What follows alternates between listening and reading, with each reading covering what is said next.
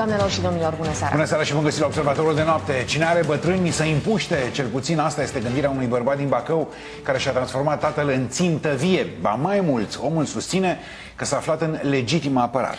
Bătrânul, care are 80 de ani și suferă de artrită, ar fi intenționat să-i execute mici modificări cu o secure. Tânărul a decis că este o dovadă de lașitate să fugă, așa că nu s-a mișcat din loc. În schimb, și-a oprit tatăl din drum cu un foc bine țintit.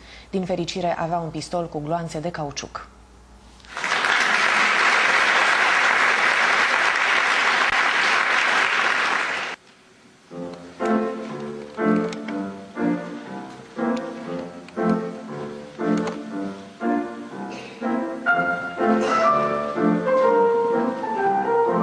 La un concurs de tip tatăl și fiul, acești doi pianiști ar urca sigur pe podium. Totuși nu ar prinde primul loc. Acesta este rezervat pentru doi băcăuani care au o relație tată-fiu de-a dreptul idilică. În fine, mai puțin în momentele în care băiatul își împușcă tatăl când acesta vrea să ia gâtul cu secure.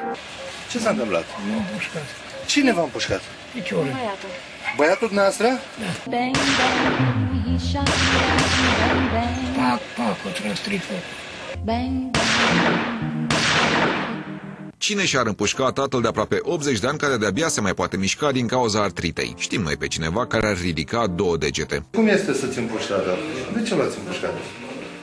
Doamne ferește, Dar așa declară vecinii acolo, are gaură, are plagă. Păi am tras, dar voiam să-mi tai gâtul secure. Nu e așa că vă împresoară iubirea din această familie? Fiul, capitan în rezervă, i-a demonstrat pe viu tatălui că nu degeaba a ținut toată viața o armă în pantaloni. Și ați fost în legitimă apărare? Dar am tras de 3 ori în sus. Păi da, și în el. Da, 4 ori. Bătrânul nu a dat un foc de secure în plan vertical, cu toate acestea, fiul a încremenit pe loc. Vă era frică că vă prinde? Nu m-am gândit să fug. Eu voiam să-i explic. În timp ce băcăoanii noștri luptau fiecare cu arma din dotare, în familia perfectă, tatăl și fiul cântă aceeași melodie.